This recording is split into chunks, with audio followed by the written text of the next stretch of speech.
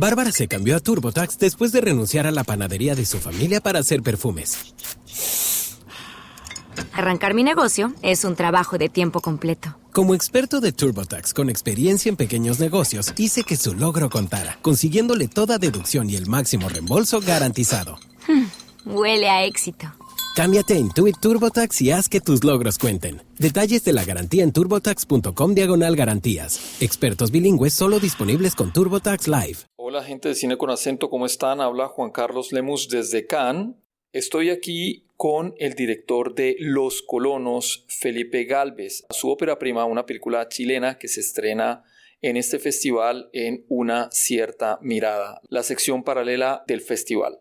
Les pido perdón de antemano por el sonido, porque fue grabado al aire libre.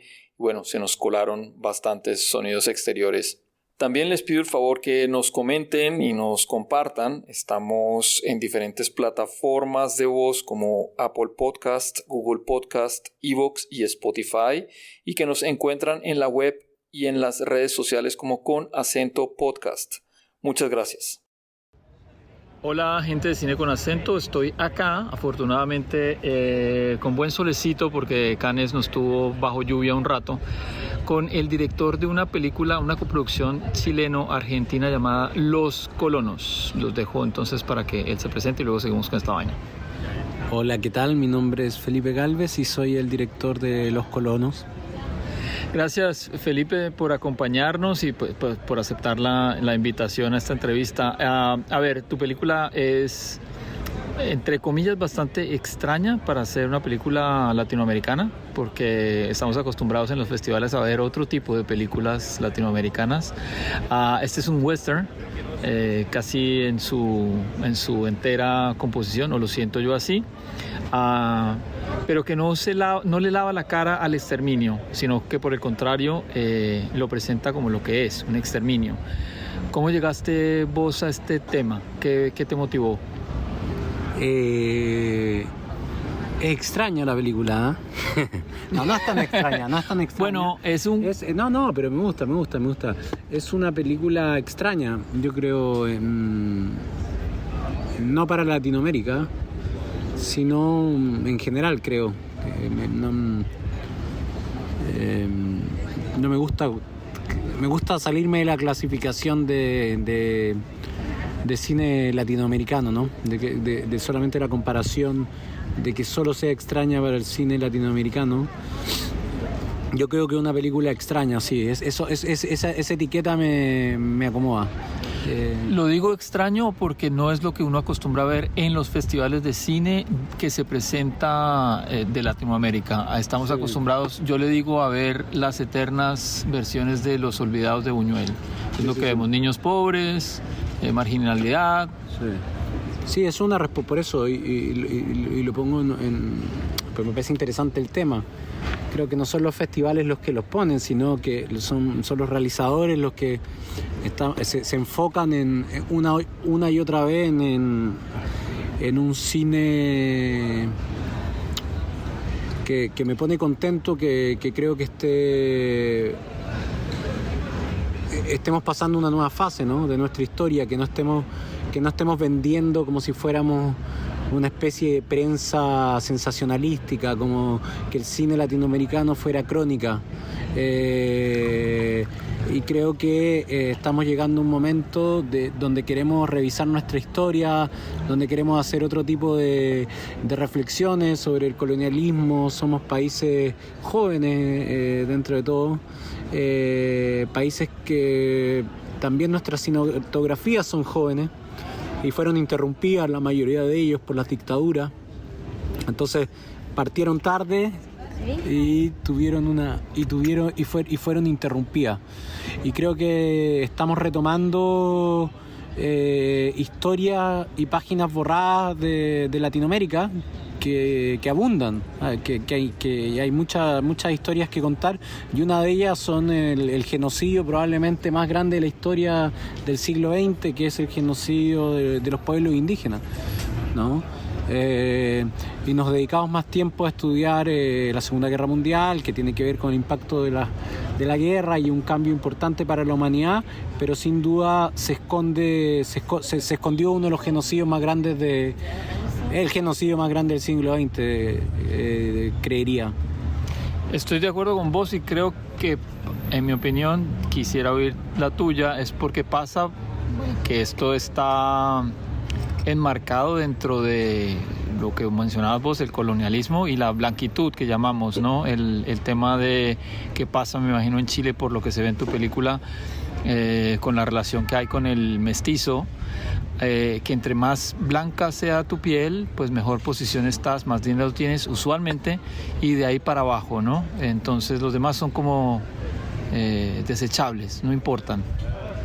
Sí, y esto que estamos hablando, y pasamos a estar en el presente, no es que ha cambiado mucho. Y es una de las gracias de la película, que tiene una reflexión del pasado, que es una película de época, pero que trata de estar constantemente reflexionando de cosas del presente, de muchas como problemáticas que todavía existen, racismo, colonialismo que todavía continúa estando totalmente vivo. Y uno de los desafíos que para mí era más interesante de haciendo esta película era tratar de reflejar ese colonialismo estando en ese tiempo. O sea, yo traté de hacer una película que viviera en ese tiempo. No traté de hacer una corrección política, no traté de que mis personajes no fueran de determinada forma, quería que fueran racistas, quería que fueran como las personas de ese tiempo. Y ese racismo no tiene que ver con la falta de cuestionamiento de la época. Hay que pensar que intelectuales como Darwin eran bastante más racistas o se referían en términos bastante duros a los indígenas, más que los personajes de mi película, que básicamente son personajes sin educación. Entonces estamos hablando que los grandes intelectuales de comienzos del siglo XIX, y de fines del siglo XIX y comienzos del siglo XX, los grandes intelectuales, los presidentes, los políticos, los artistas, todos tenían una opinión racista. Por lo tanto, la película lo que busca es vivir en ese tiempo. Es vivir en ese tiempo y vivir en ese tiempo visto desde hoy, desde esta época de la corrección política, a veces puede ser incómodo.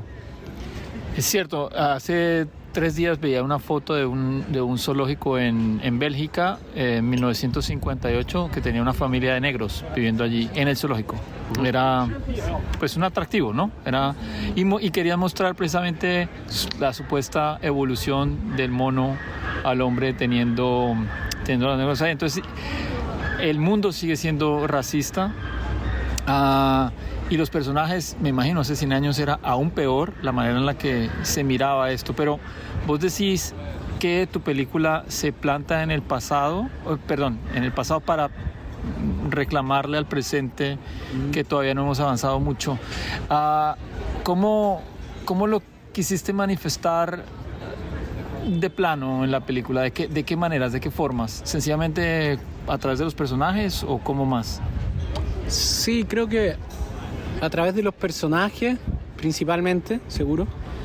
A través del punto de vista, ¿no? De situarse en el personaje un mestizo, ¿no? De alguien que tiene que decidir de qué lado pertenece, ¿no? Si es blanco o indígena. Por lo menos en Chile, hace 20 años en el último censo había menos indígenas que en el último censo. O sea, había mucha vergüenza de ser indígena. Entonces, esa vergüenza, por suerte, las nuevas generaciones empiezan a ser diferentes y se sienten más orgullosos, ¿no? No se cambian los nombres, y creo que estamos en un momento donde las nuevas generaciones tenemos una mirada más crítica de los temas. Los Colonos trata de este genocidio en la Patagonia, que es una historia oculta, totalmente olvidada en Chile. Yo nunca lo estudié en el colegio, yo lo leí en un diario, en la prensa independiente, una noticia sobre un genocidio. Yo me considero una persona que lee bastante el diario, muy informada, que le interesa mucho la política, y la verdad no estaba enterado de esto. Entonces para mí fue muy impactante, porque en Chile por lo menos existe una cultura muy importante de tratar de olvidar. Chile para mí es un país que desprecia su historia. Tiene un profundo desprecio por la historia. Y siempre se nos cuestiona a los cineastas que hablemos sobre, hagamos películas de la dictadura, y la verdad es que ni siquiera el 10% de las películas chilenas de la historia son sobre la dictadura. O sea, es una temática que casi el cine chileno no ha tratado. Sin embargo, se nos acusa de solo hablar de eso y que hay que hablar del presente y mirar al futuro. Entonces la pregunta es, cuando tú borras de la historia un genocidio a un pueblo indígena hace 120 años, y 120 años después tú llegas al aeropuerto de Santiago y puedes comprar un muñeco de un Segnam, puedes comprar chocolate, vino, helados, y tú transformas la imagen de un país, la imagen de un pueblo que tú asesinaste a través de un genocidio. A mí me parece una brutalidad. Me parece que es un país de una violencia extrema y de un desprecio enorme por la historia, y más que hacer una película de dictadura, tenía ganas de hacer una película sobre el genocidio de los pueblos indígenas, que creo que es uno de los grandes tabúes de nuestro continente del siglo XX. Estoy de acuerdo, y me parece chévere que me digas que en Chile ser indígena ya no es un acto vergonzoso. En Colombia todavía lo es, todavía llamar a alguien indio es un insulto. Pero que bueno, que al menos empiece a cambiar en alguna parte. Y ahora, con respecto a la película, que más allá del tema, que es bastante chocante, que te mueve, está el asunto de filmar allá. ¿Eso no fue muy jodido? Bueno, primero, yo soy montajista, trabajé 15 años montando. Yo esto lo digo para decir que me encanta estar en mi departamento, con mi pantalla, con mi calefacción. Soy indoor. Y bueno, me fui a Tierra del Fuego, al fin del mundo, con 60 kilómetros de viento, con un frío dificilísimo. La verdad que es uno de los lugares quizás más lindos del mundo, visualmente, porque el clima, el tiempo es terrible. Es que el infierno fue una película dificilísima de filmar, que involucra un esfuerzo humano de todo el equipo que trabaja, y enorme. Filmar con caballos, con animales, es realmente complicado, y sí, fue una experiencia para mí alucinante. Creo que es mi primera película, y generalmente cuando se habla de qué es difícil en una película, ¿no? Trabajar con animales, trabajamos con animales. Hacer una película de época, hicimos una película de época, disparos, entonces no hubo nada fácil, pero el cine es algo que es sumamente colaborativo, en definitiva, y hay gente que tiene un montón de experiencia y es un trabajo en equipo, y tuve la suerte de contar con un equipo de profesionales muy experimentados que me permitieron poder concentrarme en el guión, en las actuaciones, y bueno, creo que llegamos a un buen resultado. No, el resultado es fascinante. La película es, a pesar del tema, otra vez repito, ¿no? Es encantadora. Uno no se... Pues digamos, no es el western típico de los gringos de mucha acción.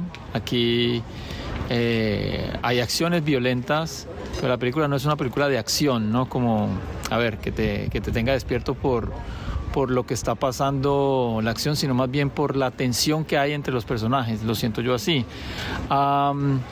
Pero volviendo al tema ¿cuánto tiempo te tomó estar en la grabación de lo que fue afuera? Porque hay otro pedazo, la parte final, que volvemos a la casa del hacendado, el dueño de las tierras. ¿Cuánto tiempo te tomó grabar afuera? En este infierno, ¿qué decís? La película se grabó en 4 semanas y media, filmamos muy poco. Hay una gran economía, ¿no?, a la hora de filmar esta película.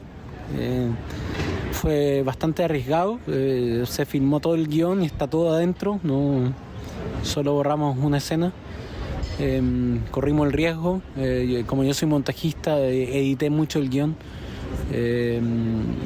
Mucho para que todo el dinero, todo el presupuesto, todo estuviera frente a cámara, y no tratar de no corrimos el riesgo de, si cometíamos un error, bueno, la película se caía. de alguna manera, ¿no? O quedaba coja, porque todo lo que quedó para mí era necesario para poder entender la historia. Filmamos 4 semanas y media, fue una locura, y claro, y la primera parte, la mayor parte de la película sucede en exterior, a caballo, donde hay mucha violencia explícita, y la segunda parte sucede en un interior, en donde las palabras ahora son violentas. Ya no es una violencia física, sino que una violencia dialéctica, ¿no? Y es interesante el ejercicio porque creo que nos hemos ido acostumbrando a la violencia física. Somos más tolerantes, parece, a la violencia física. La violencia dialéctica que se expone en el último acto tiene cierta originalidad, o es algo que nos provoca algo nuevo, ¿no? Como que estuviéramos menos acostumbrados a escuchar discursos de odio, que ver violaciones, matanza y muerte, ¿se entiende? Y disparos, ¿no? Y eso me parece muy interesante. Sí, eso pensaba un poco también en esto, en el cuento de lo que dicen al final sobre los dueños de las tierras cuando son confrontados por este agente del gobierno que llega como a decirles algunas cuestiones que tal vez él de alguna manera entiende mal, ¿no? Y la respuesta de ellos, ¿sentís vos que sigue pasando lo mismo en Chile? En Colombia más o menos, es el mismo discurso todavía, estos señores dicen lo mismo. Sí, yo creo que Vicuña es un personaje como que existe es como el que se mantiene en el tiempo, ¿no? Bueno, es un personaje que representa dos cosas que son bien bastante interesantes, un político y un cineasta, ¿no? Y creo que el político no ha cambiado tanto y el cineasta tampoco, entonces son como personajes que atraviesan las épocas, ¿no?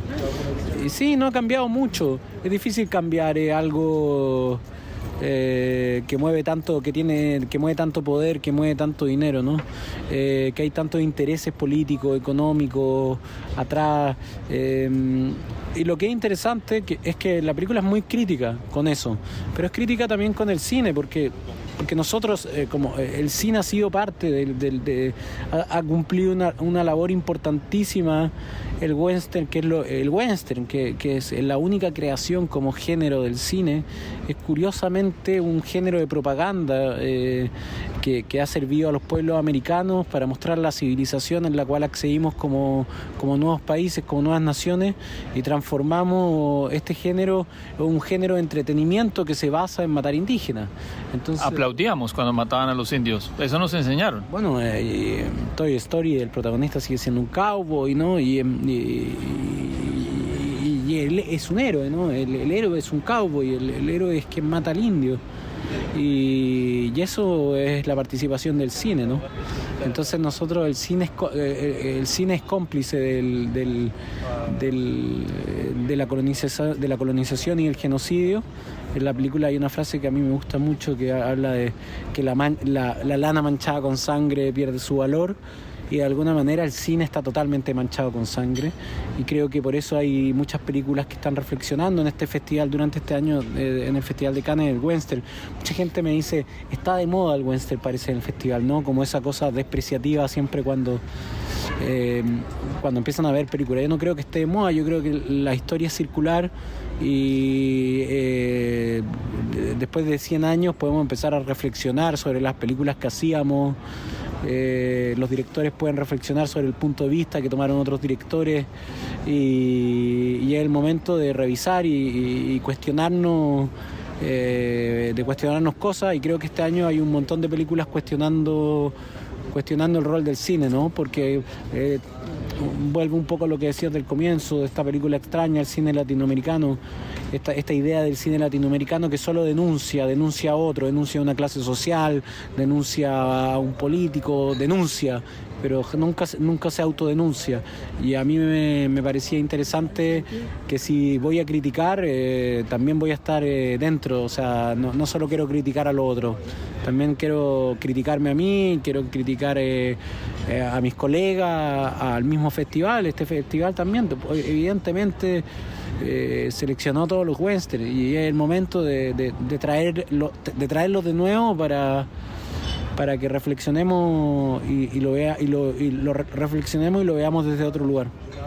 Felipe, muchísimas gracias, se nos acaba el tiempo. Maravillosa la película. Los que nos escuchan, por favor, pasen cuando la podamos ver, ojalá muy pronto en Latinoamérica. La acabamos de Movie, la acaba de comprar y va a estar ahí disponible próximamente en toda Latinoamérica, Estados Unidos, Inglaterra, a través de la plataforma. Acaba de salir la noticia y estamos muy contentos por eso. Perfecto, gracias, Felipe. Muchas gracias. Y para los que llegaron hasta acá, hasta el final de este episodio, les recuerdo que nos pueden encontrar en diferentes redes sociales para que nos sigan en Twitter y en Instagram con Acento Podcast, y que estamos en diferentes plataformas de voz para que nos compartan y también nos comenten con Acento Podcast en Spotify, Apple Podcast, Evox y Google Podcast. Muchas gracias. Chao.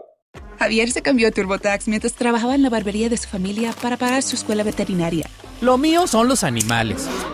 Y yo, como experta de TurboTax de Javier, hice que su logro contara al declarar sus impuestos con 100% de precisión y encontrar créditos para estudiantes. Así me compro un termómetro para culebras. Cámbiate a Intuit TurboTax y haz que tus logros cuenten. Detalles de la garantía en turbotax.com/garantías. Expertos bilingües solo disponibles con TurboTax Live.